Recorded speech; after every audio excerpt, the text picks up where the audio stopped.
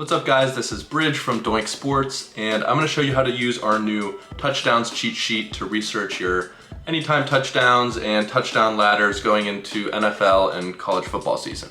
So just taking a look at the structure here, we're looking at the Bengals-Browns game.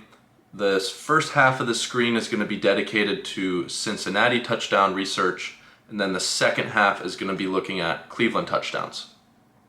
So just taking a look at Cincinnati here, the first thing that I like to do is just get a sense of the offensive scheme. Do they run the ball or throw the ball, and what do they do in the red zone? Of course, with Joe Burrow, Jamar Chase, and T. Higgins, the Bengals are going to be throwing the ball a lot. They're pass heavy.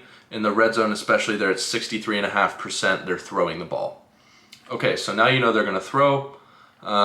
We can take a look at Cleveland's defense last year, and in this table on the top, you can see which positions actually scored the most touchdowns against Cleveland last season.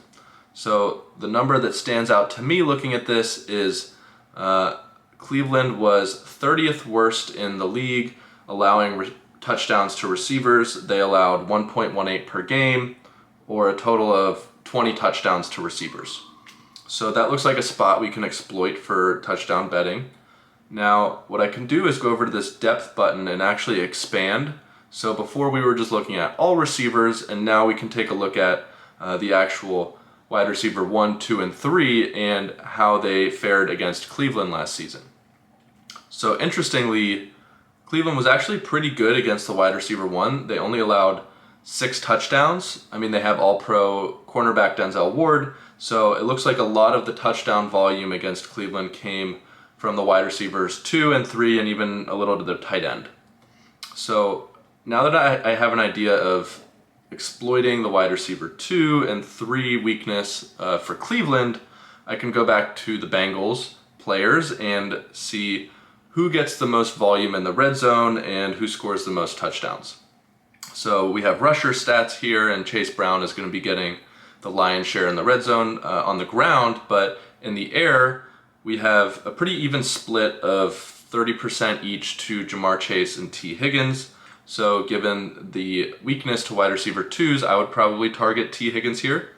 Last year he scored 10 total receiving touchdowns, and that was an average of 0.8 per game. So almost a touchdown per game for T. Higgins.